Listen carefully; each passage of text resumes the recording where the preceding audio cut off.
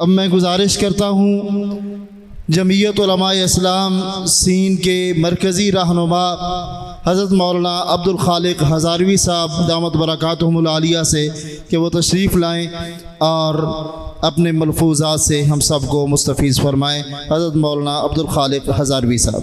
نحمده ونصلي على رسوله الكريم اما بعد فاعوذ بالله من الشيطان الرجيم بسم الله الرحمن الرحيم ما آتاكم الرسول فخذوه وما نهاكم عنه فانتهوا واتقوا الله صدق الله العظيم۔ میرے انتہائی قابل احترام اسٹیج پر بیٹھے ہوئے امیر جماعت محترم جناب کفیل شاہ صاحب دامت برکاتہم، باقی علماء کرام، ابھی جس عظیم شخصیت نے بیان کیا اور سمیت اسٹیج پر بیٹھے ہوئے تمام اکابر اور مجلس میں جتنے حضرات ہیں سب کو السلام علیکم ورحمۃ اللہ وبرکاتہ۔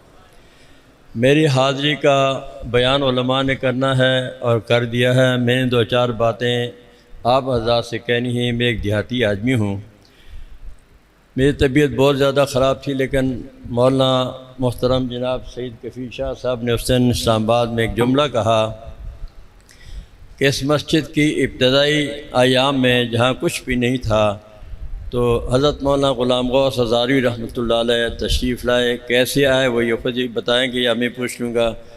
فرما رہے تھے کہ میں نے ان کو وضو کروایا اور رومال بچھایا تو انہوں نے یہاں 2 رکعت نماز پڑھی۔ جب سے میں نے ان کے منہ سے یہ جملے سنے، یہ چونکہ اسٹیج پر تھے، میں نیچے بیٹھا ہوا تھا، تو میں نے کہا کہ اس ہزاروی صاحب رحمۃ اللہ علیہ کہ میں نے بھی کپڑے دھوئے ہیں، میں نے بھی ان کے جوتے اٹھائے ہیں اور میں نے بھی ان کے ساتھ کچھ سفر کیا ہے، تو طبیعت بہت زیادہ ناساز تھی، لیکن ہمت کر کے اللہ نے توفیق دی، میں حاضر ہو گیا۔ بیانات تو سب حضرات نے کر دیے، میں نے آپ حضرات سے 2-3 باتیں کرنی۔ پہلی درخواست تو ان اکابر سے جو اس پورے نظم کو چلا رہے ہیں، اللہ تعالیٰ ان کی اس محنتوں کو قبول فرمائے اور جتنی ضروریات ہیں ان کو اپنے خزانہ غیب سے پورا فرمائے۔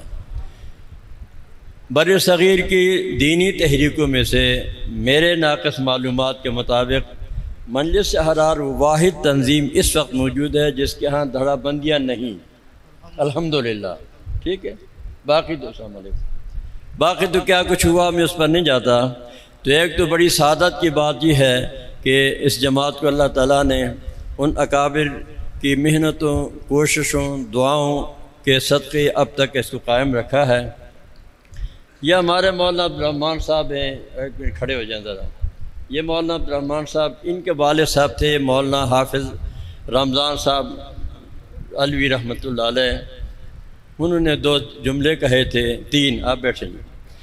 مجھے فرمایا کہ ہمارے اکابر ہمیں یہ کہا کرتے تھے کہ ایک آدمی ایک فرلانگ جائے تو اس کو بھی ساتھ لے کر چلو، ایک آدمی 2 فرلانگ جائے تو اس کو بھی ساتھ لے کر چلو، ایک آدمی آدھا میل چلتا ہے تو اس کو بھی ساتھ لے کر چلو، اور ایک آدمی اگر میل چلتا ہے تو اس کو بھی ساتھ لے کر چلو۔ یہ آگے یہ بڑھتے بڑھتے بڑھتے قافلہ بنے گا۔ تو میرا آج حاضری کے مقاصد میں سے 2 مقصد ہیں۔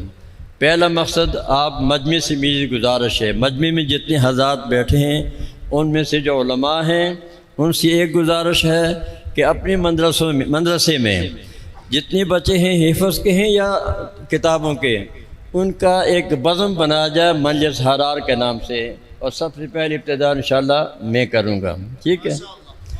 علماء کرام سے درخواست ہے کہ اپنے مدارس میں جو بچے ہیں 24 گھنٹے میں آدھا گھنٹہ ان کے لیے کوئی ایک استاد اکابر کے واقعات سنا کر کے ان کے دل کے اندر وہ نسبتیں بھی قائم رہیں گی اور جذبہ بھی برقرار رہے گا کہ انہوں نے آ کر ان حضرات کی جگہ لینی۔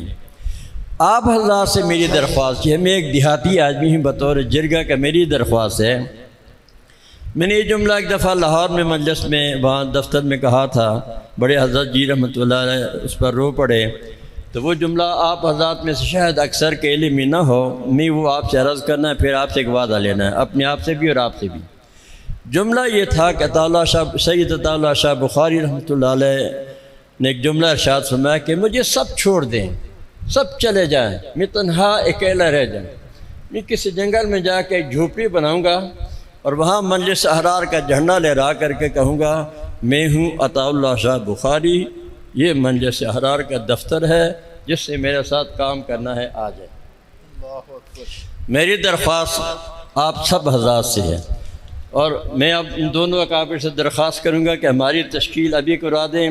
میں مولانا عبدالرحمن صاحب کو اپنا امیر ماننے کے لیے تیار ہوں۔ پنڈی اسلام آباد کی تشکیل آپ دونوں اکابر بیٹھے ہماری کر دیں۔ تمام حضرات سے یہ درخواست ہے، ہر بستی میں 3 افراد کی جماعت بنا دیں، ایک امیر، ایک جنرل سیکرٹری، ایک ناظم مالیات۔ یہ جتنے ہزار بیٹھے ہیں آپ یہ طے کریں کہ ہم نے اپنی واپس جا کے اپنی بستی میں مجلس احرار کا ایک نظم بنانا ہے، اگر ہے تو جی بسم اللہ ان کے ساتھ تعاون کریں، نہیں تو پھر نظم بنائیں۔ کون کون بنائیں گے؟ سب سے پہلے میں بناؤں، انشاءاللہ سب انشاءاللہ۔ حضرات بنائیں گے۔ نعرہ تکبیر، ختم نبوت، زندہ باد۔ مجلس احرار اسلام۔ اگلی گزارش یہ ہے کہ یہ مشکلات کا دور ہے اور ضروریات مختلف ہیں۔ میں ایک مثال کے ذریعے آپ سب حضرات کو توجہ دلانا چاہتا ہوں۔ آزاد کشمیر میں ایک قبیلہ ہے سدن قبیلہ، کوئی سدن ساتھی ہو تو ناراض نہ ہونا۔ انہوں نے کہا کہ ہمارا برادری کا نظام آگے نہیں بڑھ رہا، تو اس کے لیے کیا کریں؟ تو یہاں طے ہوا کہ مستورات نے کہا کہ ہم جو آٹا گونتی ہیں، آٹا گونتے ہوئے ایک ایک مٹھی آٹا وہ الگ رکھتی رہی، اور مہینے کے بعد اس آٹے کو بیچ کر کے جو بھی رقم بنتی تھی اس تنظیمیں دیتے رہے، اور انہوں نے اپنے بچوں کو تعلیم دلائی۔ اس وقت آزاد کشمیر میں کئی سالوں سے سدن خاندان برسر اقتدار ہے۔ بنیاد کہاں سے بنی؟ ایک مٹھی آٹے سے۔ میرے مجمع میں تمام حضرات سے، وہ مزدور ہے، وہ دکاندار ہے، وہ ملازم ہے، وہ ختم نبوت فنڈ کے مجلس احرار فنڈ کے نام سے ایک لفافہ بنائیں۔ 500 روپے میں انشاءاللہ کل جا کر میں بنا دوں گا، رات کل صبح سے میں بنا دوں گا۔ اپنی آمدنی میں سے ماہانہ میں تو 500 کی بات کروں، میں کمزور آدمی ہوں، اپنی آمدنی میں سے کچھ حصہ نکال کر کے اس لفافے میں رکھیں، اور اگر موقع ملے تو یہاں پہنچا دیں، اور موقع نہ ملے تو سالانہ آ کے پہنچا دیں، تاکہ ان حضرات یہ جو کام کر رہے ہیں یہ کوئی آسان کام نہیں۔ ہم تو آ جاتے ہیں، کھانا بھی یہ کھلاتے ہیں، پانی بھی پلاتے ہیں، خدمت بھی کرتے ہیں۔ تمام حضرات کس پر وعدہ میرا؟ انشاءاللہ سب کا وعدہ ہے کہ اپنے اپنی بستیوں میں جا کر کے مجلس احرار کا نظم بنائیں گے، اگر ہے اس کے ساتھ تعاون کریں گے، نہیں تو بنائیں گے۔ میں اپنے آپ کو حوالے کرتا ہوں مولانا عبدالرحمن صاحب کے، ٹھیک ہے؟ اوپر سے آرڈر یہ حضرات کر دیں، میں ان کا میں یہ میرے بڑے بھائی ہیں، ان کے والد صاحب کے میرے ساتھ بڑی شفقت تھی۔ 2 گزارشیں، اور تیسری گزارش ہے ان اکابر سے کہ یہ مادیات کا دور ہے، مشکلات و پریشانیاں ہیں، فتنے ہیں، لیکن جہاں اب تک آپ حضرات نے آزادی کے ساتھ بغیر کسی کے پلے نیچے سر چھپانے کے، اپنا پلے کے نیچے سر چھپا کر کے اس عزم اور ہمت اور حوصلے کے ساتھ اس کام کو یہاں تک پہنچایا، آگے بھی اللہ کی ختم نبوت میں کے مسئلے میں اور اس نظم میں کسی اور کو اس حوالے سے تو شریک نہ کریں کہ میرے ہاتھ مضبوط ہوں گے، تعاون کریں سب کے ساتھ، ان سے بھی لیں، لیکن اپنا جو آزاد مشن والا کام ہے اکابر کا، اس میں برائے مہربانی کسی اور کو داخل نہ ہونے دیں، تاکہ آپ کے مشن میں دراڑیں نہ پڑیں۔ 2 باتیں، اور تیسری گزارش تمام حضرات سے یہ میں بات اس لیے کر رہا ہوں، حضرت مولانا مفتی محمد شفیع صاحب رحمۃ اللہ علیہ کے بیٹے ہیں مولانا رفیع عثمانی صاحب دامت برکاتہم، انہوں نے کہا کہ حضرت مجھے میرے لیے دعا کریں، میں حج کے لیے جانا چاہتا ہوں۔ فرمایا کہ تم نے حج کے لیے کیا انتظام کیا ہے؟ کہا کہ حضرت انتظام تو کچھ بھی نہیں۔ کہا کہ جا کے اپنے ہمشیرہ سے پوچھو، ان کی بڑی بہن تھی، اس نے کہا کہ ابو نے مجھے بھیجا ہے، تو آپ نے حج کے لیے کیا انتظام کیا ہے؟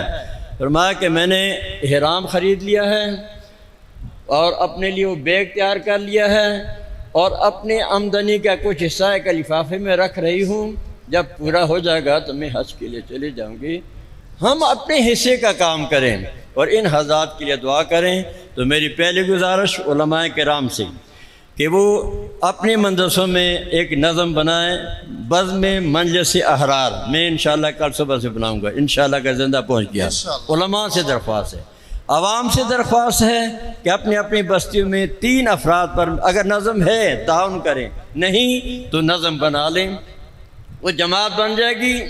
ید اللہ علی الجماع، جماعت پر اللہ کا ہاتھ ہوتا ہے۔ اور تیسری بات یہ ہے کہ اپنی آمدنی میں سے جو بھی آپ مناسب سمجھیں ایک لفافے پر فنڈ مجلس احرار کے نام سے جو بھی آمدنی ہو اس میں حصہ ڈالیں تاکہ کل قیامت کے دن سید عطا اللہ شاہ بخاری رحمۃ اللہ علیہ اور اس دور کے سارے اکابر جہاں اللہ کے پیارے حبیب صلی اللہ علیہ وسلم کے دامن میں ہوں ہمیں بھی کہیں جگہ مل جائے۔ وآخر دعوانا